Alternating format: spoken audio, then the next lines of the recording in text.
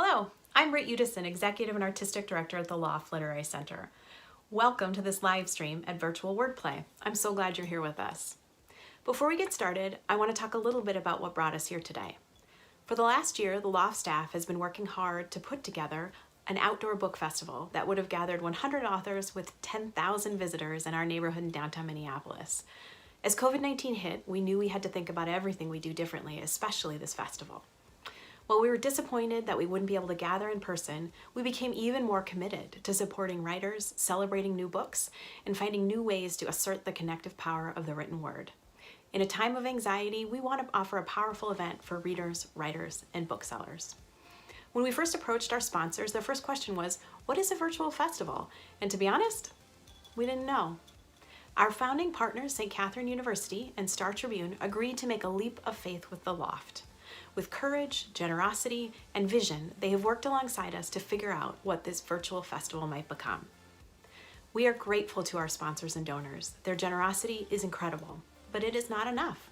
We believe it is essential, especially during a health and financial crisis, to offer programs that are free and accessible to all, but that has led to a significant revenue loss. A live event would have included ticket revenue, beer sales, exhibitor fees, and additional sponsorships. The Loft is not closed.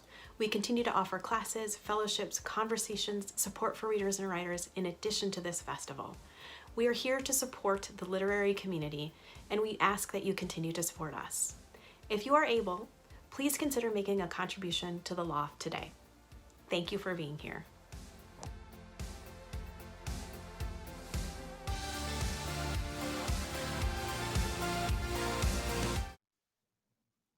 Hi everyone, welcome to the Loft Wordplay's UnCHARTed Territory with Comstock-Gay, today featuring Alexis Coe. My name's Abby Sleva from the Loft Literary Center. Before we get started, we wanted to take a moment to thank Wordplay's presenting sponsors, St. Catherine University and the Star Tribune. They are the reason we can make this happen. While all Loft Wordplay events are free, if you'd like to support the Loft's programming, you can do so by clicking the support button below.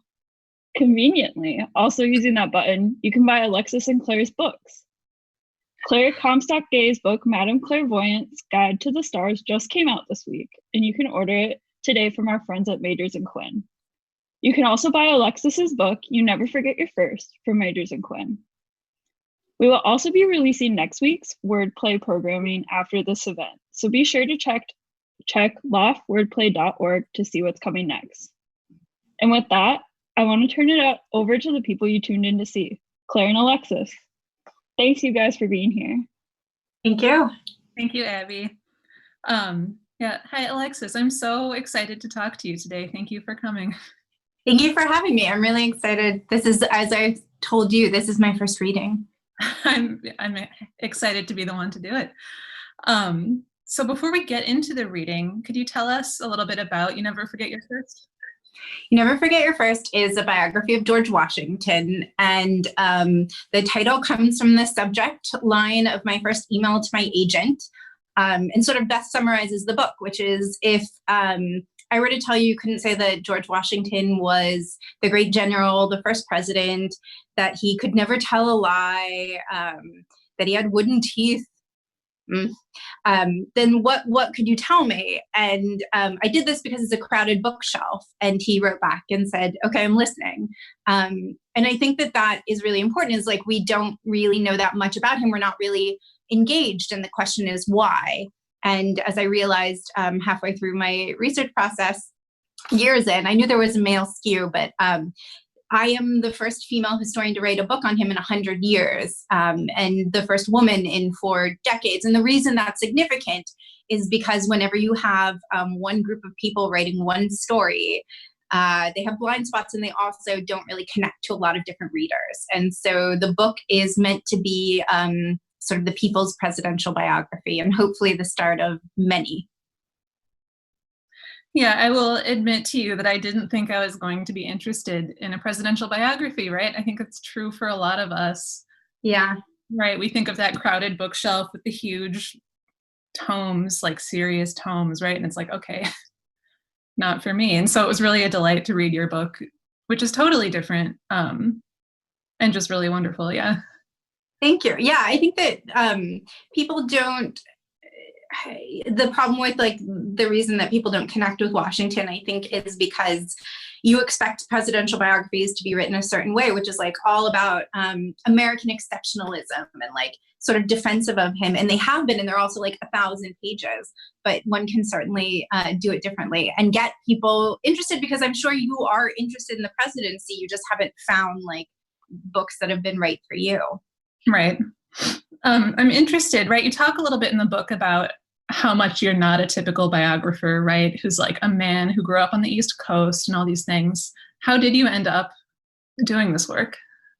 Yeah. I hope that changes, but every Washington symposium I went to, it was like a sea of old white men. I, a couple of times, was handed like a drink, you know, and asked whose wife I was, or whose grad student, or whose daughter. And so I was aware that I was a little bit different, but I didn't quite realize like, oh yeah, they're all from the East Coast. They're all like, grew up going to these places, whereas I am from California, and my sort of the proximity to history was all about the gold rush. I remember George Washington, of course, being discussed, but not really. And I didn't connect with him. In grad school, I went to Mount Vernon for the first time. That was like 2008, 2009. And I did not leave, you know, thinking like, yeah, I'm going to write about this guy. That's going to definitely be my second book. You know, I didn't think about any of that, but I host a podcast called Presidents Are People Too for Audible.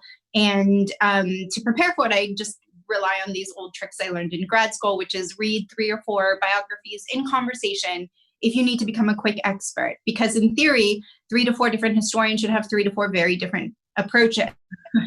Never happened. They were like, took an oath, this is how we proceed. And I felt it took a little while, but much like my first book, which is very different, but also not, I felt really compelled to write this book to sort of set the record straight, because the story didn't check out. Like, as a historian, I know how to check things, and I would look at like a claim that had been made, and then it would not match up with what I found in the archives. For example, George Washington's mother was illiterate. All his biographers have said that. But there are letters in her hand and books that she owned. So then what they're saying is she's not up to their standards of literacy. And they just dismiss her in this way. And that's not fair. And it also like changes everything in a lot of ways. Like it changes, it was my first indication, like, oh, I need to check everything. And I need to like see like, oh, they're only interested in military stuff and stuff about honor and the presidency and power. And I am interested in that too, but not exclusively. And I think that they've like sort of seen his fruition differently. He wasn't, I don't think he was destined to do anything. Oh, we might disagree on this actually, but like, I don't think that I was destined to be a historian. I think series of events and classes and people and interests, they sort of, I think a lot of different things. And with a career as a historian, it's all sort of like a lot of different, I don't know. I don't think there's anyone who's destined to anything, but that seems to be a real disagreement I have with them. And that's a really long answer to how I ended up writing a biography of George Washington. No, I love it. That's wonderful. Changing gears a little bit, right? Like those are my set of biases about presidential biographies. I'm curious about your biases, if any, about astrology. I don't have any. It just wasn't a thing that I like subscribed to, sort of literally, and it wasn't introduced to me. I certainly know people who are really into it, and I have to say that I like somewhat listen when they tell me about things, but maybe because I do think that there are not these like fixed ideas about people, that is perhaps like a unconscious bias that I have. Totally. I mean, I think that's a really common one, right? And that's certainly kind of not what, I don't know, like real astrology is, right? Yeah. The astrology that a lot of us get, right? Like the newspaper horoscopes or whatever. It's like, you are this way, therefore this thing will happen, therefore don't even think about doing this. Yeah. Right? It's so reductive and so not useful, I think. Not for me at all, anyway. Yeah. And so that's why I was really excited, because I feel like with anything, you should see a professional. It should be individual. It should be between two people and everyone viewing, you know? So your sun sign, your sign is Aquarius. Yes. Do you identify with that? Do you know enough to identify or not identify with it? I mean, I've been told things, and I think the things I've been told I maybe didn't like, which was that I was stubborn, whereas I would say passionate. Okay, well, so why don't I tell you kind of my general take on Aquarius, and I'm curious to hear how that feels to you. Yeah. So to start, and I don't know if I told you this, but you asked my birthday, obviously, for this. And as a side interest, and I mentioned this, I shared a birthday with I think I did. I shared a birthday with my maternal grandfather. And so I'm also like, my eventual question is how much of this would have applied to him too. But yes, please. Yes. Totally. Okay, yeah. Remind me. I want to get back to that. So yeah. But yeah, so Aquarius is an air sign. Air signs in general are like kind of the intellectual signs of the zodiac, right? They're really brainy. They think a lot, right? They live their life kind of in their thoughts. They're the signs of communication and connection with other people. They tend to be really social, really charismatic a lot of time because of that communication just element in them. They can sometimes, I think, not so much for Aquarius maybe, but like the air name kind of can give the impression of being like airheaded or a little spacey.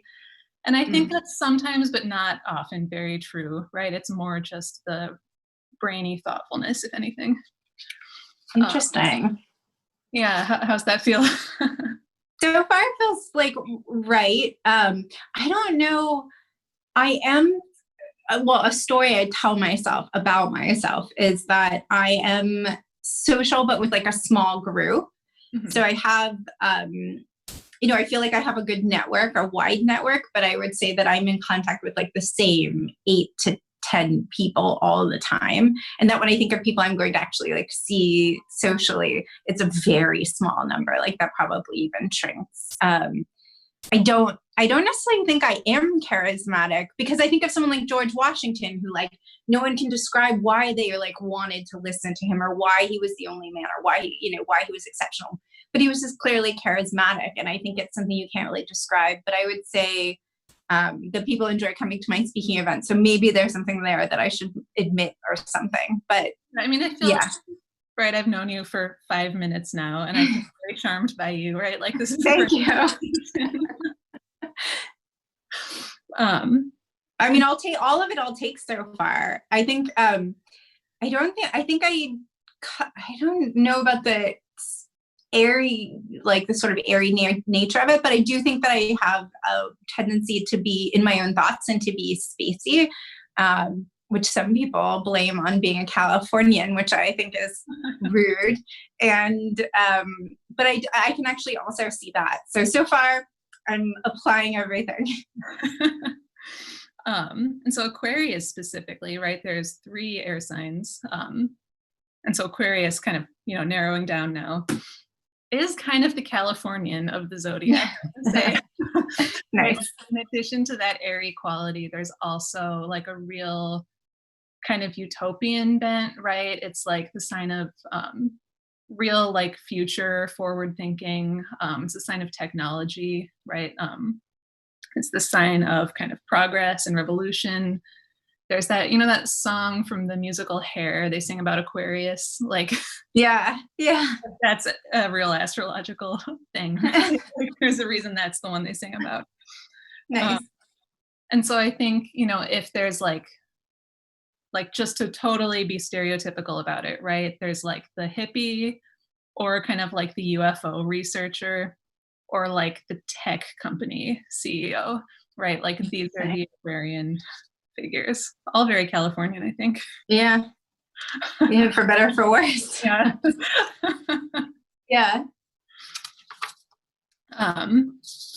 And so Aquarians also, and this often is why I get along very well with a lot of people with strong Aquarius placements, are like really rebellious, right? They're kind of unconventional thinkers. They really refuse to be told what to do ever, or how to do things.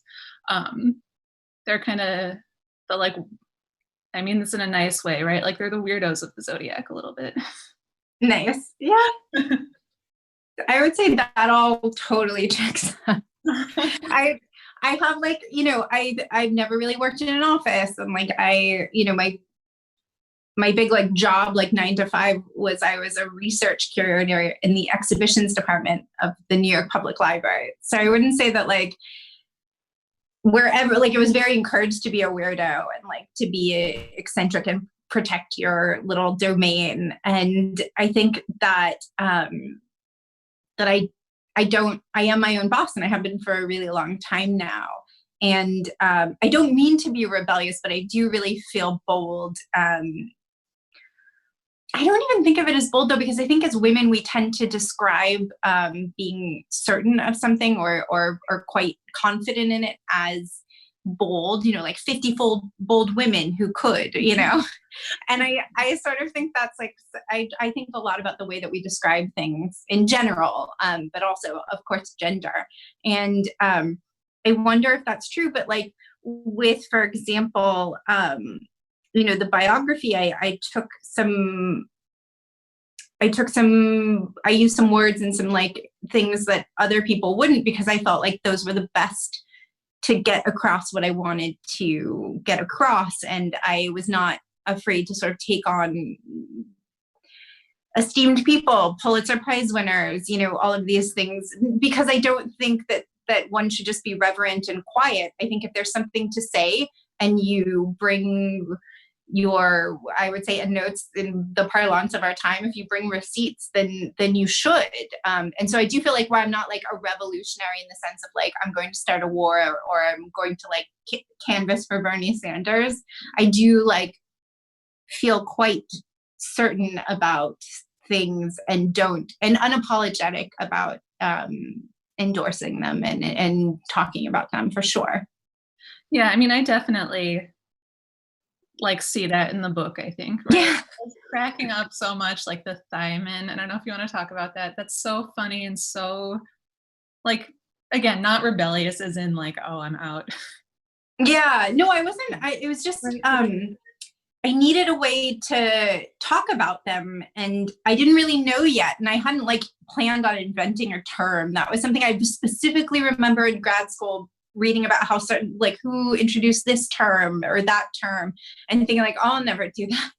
And, and explain just specifically what that is. Yeah. So the Thyman of Dad history was something that I noticed that they were his past biographers, who were all these like old white men, and that they would talk about his body in this way that wasn't like, I think it's interesting as far as diseases and what it could do, but they would talk about it just in like this, like, oh my God, his body was amazing. Like, and it seemed like a romance novel, but like a bad one, especially Ron Chernow. He would talk about his thighs. They would start there. They all, across the board, they all love his thighs, which are, by the way, fine, like they're don't compare to Hamilton's. And later on, I would even say that they were like a little bit skinny, not that muscular, but don't tell Ellis that, because Joseph Ellis thinks they grip a horse like nobody's ever seen. And then Chernow is like, his muscles rippled, and, you know, it's inappropriate. And it's also hagiography. And like, if I felt that way about him, I wouldn't talk about it in public. I would like confess it in therapy or something. You know, it doesn't seem, I mean, because if someone wrote about a woman this way, someone wrote about Sylvia Plath, one of her biographers were like, her legs were amazing, and didn't really do anything. They didn't talk about how bike riding helped treat her depression or something like that. Like, I would wonder why this was happening. And so I think that it also doesn't get us any closer to him, right? It just is this like genuflecting in his direction.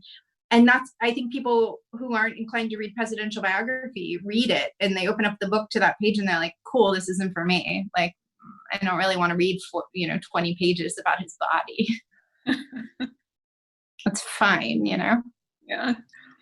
So the Thyman book was not intentional. I actually had it in brackets and lowercase, and every second reader kept capitalizing it and taking it out of brackets. And I realized that it was really useful because it disarmed them into like taking on a pretty serious concept, which is how we tell stories in hagiography and historiography, in a way that maybe wouldn't if I had followed all, I don't want to say the rules, but the conventions of my profession.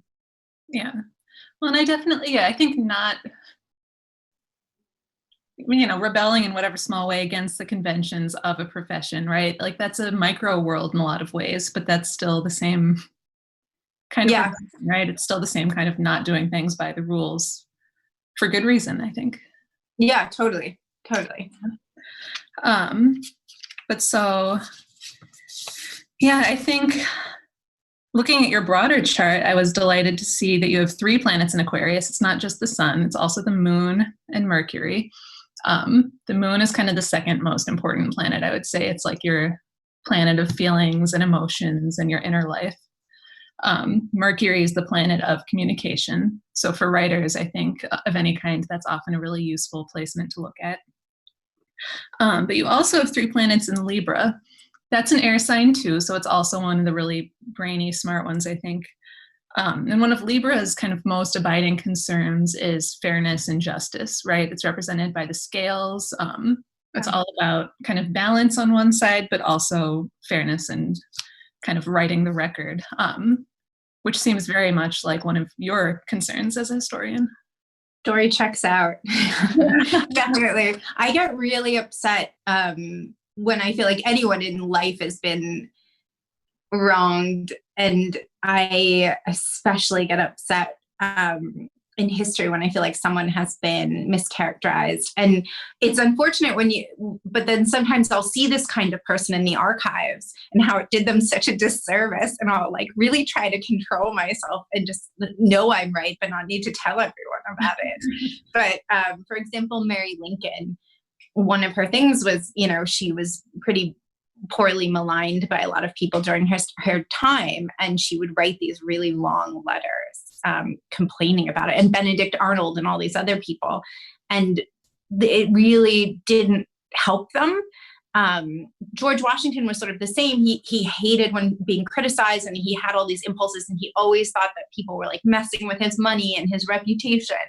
And but he learned to control it, and that was a big part of his success. So that's like a sort of, it's one of these things I like know about myself, but like, I think is good to a certain extent, but it's certainly a quality that I think people have to be careful of.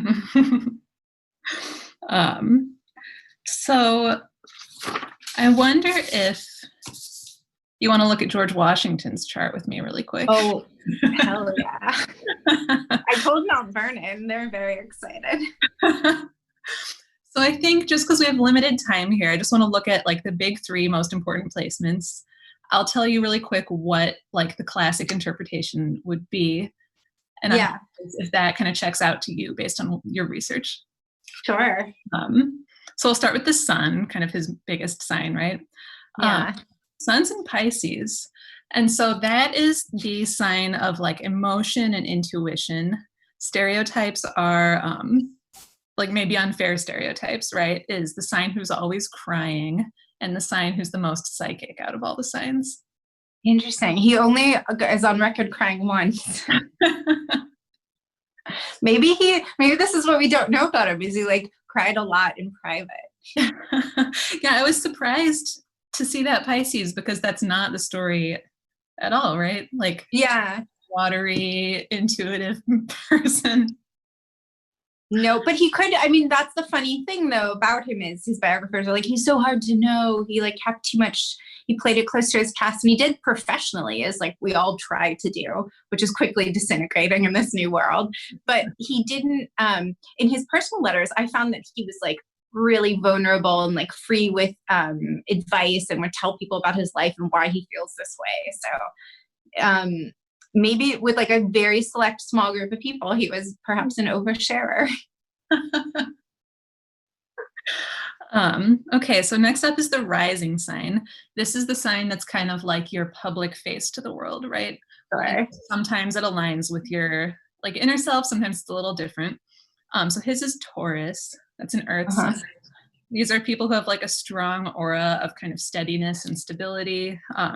People who are like kind of famously like hard-headed and stubborn, and people who are really obsessed with kind of the tactile or sensory like pleasures in life. Oh, interesting. Everything but the last one. Although there were these letters that Lafayette wrote from his visit to Mount Vernon after the war, in which he basically said that he and Washington got like super drunk off Madeira. And I know he drank a lot of Madeira, and the ledgers show that he had a lot, but he had a lot of visitors, so we can't really tell. And no one ever said that he was like drunk, but his dentist once accused him of soaking his dentures in port. And I was like, you don't know him, it's Madeira. But that's sort of interesting, but he definitely stubborn, but stability, like that's why all the founders wanted him to be president, even though he really didn't want to, is because he offered stability, and he was this like unifying figure. Cool. And so the last one is moon sign, right? This is the sign of like your inner life. Sadly, he has the same moon sign as me. I really struggle with the moon sign. It's a hard one. His moon is Capricorn. And these are people who are like really driven to be kind of useful or worthwhile in the world. People who are extremely hard on themselves, and people who are like super obsessed with keeping their emotions kind of under wraps. Oh yeah, all of this is perfect. Yeah. Wait, so what is that called? That's so the sign is Capricorn. It's his moon. Capricorn. It's his moon sign. Okay. Yeah, that's like, sorry. That's perfect. But sorry and congrats. That's like amazing. I'm gonna take this note for Mount Vernon. They're gonna be really excited. Who knows? Maybe you'll spend the night. Oh my gosh, yeah. Can you imagine? Cool. So unless you have any questions about anything, I wonder if you can read us a little bit of your book before we close. Yeah, I think that's it. I think, you know, there are so many things that you've said that I could read, and I think maybe the best thing to do though right now is to offer like a little bit about you know, maybe the last part, which is that or the second to last part, which is that he was this stable, unifying figure, and that he could be counted on. And one of the reasons he could is he did the work. You know, he suffered, he studied, he fought, he did whatever it was that we know him for. He was not perfect. He was anything but. I saw a good description of the book recently, which was there were times the person like really wanted to sit at a table with him, and there were times the person wanted to like beat him with the legs of the table. And I think that sums up, you know, 5 or 6 years of my life, and I guess forever, since like once you write a book, you're sort of married to this person. Or I sort of describe them as like children. You raise them and you give them birth to them. It's really difficult. They just go off to college super quickly. But one of the things that I really think made him who he was his body. Actually, it was sort of the way all the men in his family died when they were young and when he was young, and he was on borrowed time for a long time. And this is also early America. So like the worst thing someone can do for you is call a doctor or try and give you medical advice. It's most likely going to kill you. Mercury, all these other things that they would give you. Some of the things that the current president of the United States suggests that people take, like all of these things are very, very bad for you. And Washington did try and stay away for the most part from doctors, but his ability to endure these diseases and to feel like if I make it out, I make it out. It's because that's how it's going to work out. I'm going to be bold, but not reckless. And that was the thing. He was very aggressive, but he was never reckless. And you would think that he would sort of think that he could be, because he was this great survivor. And one of the big things that he survived was smallpox. And smallpox was sort of a big deal because it killed a lot of people. But he had an immunity that he got at 19. And it ended up helping him through life, but also win the revolution. We wouldn't have survived the first year had he not forced the army to be inoculated, which was really controversial at the time, and only sent in people to Boston who had been inoculated to fight the British. And had we not won these initial small battles, we would have been toast. It was a totally unlikely win. But so I'm going to read a chart rather than a whole thing, which is that Washington, the first time that he was really sick was at the age of 15. And at 15, he was already the head of a household. He was too poor to go to school. And he had diphtheria, which has a lot of some of the similar symptoms to coronavirus, though my baby has it, and those symptoms are not totally consistent. So no matter what your symptoms are, if you're sick, just call your doctor. We don't know anything about this. So chills, fever, bluish skin, foul smelling discharge, difficulty breathing, and gray coating on the throat. And the only treatment was prayer. That's it. And then we go on, and he gets river fever, which is malaria, at 17, at 21, at 30, at 39, at 52, at 66. And I've been thinking about these sort of things where, again, because Trump has suggested certain drugs for malaria that don't at all work for this, but that these coronavirus, there may be no end. We might just experience these symptoms for years, or perhaps our whole life. We'll keep getting different versions of it. And for this, fever, sweating, vomiting, diarrhea, bloody stool, rectal abscesses. I can never say that. And the only thing that he could do is go to the warm springs and take the water. So get in a bath is basically the equivalent. And then the smallpox was a big thing. They had some ointment for that. He took some opium, some laudanum. So he did sort of indulge, but only when I think he really needed to. And at 19, the same year that he had smallpox, he had consumption, which is a catch-all term, but it's basically tuberculosis. And he had it again at 35. And by his own description, it was violent, and it reduced me very low. He wasn't a huge complainer, so that's quite a thing. So basically, the treatment was to make him vomit. We don't know, by the way, when I say treatments, I'm purposely not saying cures. I don't think it helped. And then we just have bloodletting, draining, bloodletting, draining. These are the cures for everything that he has.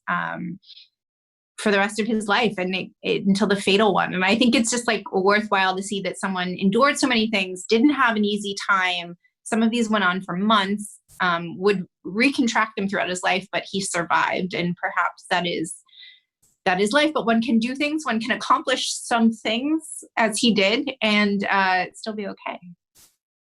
Yeah.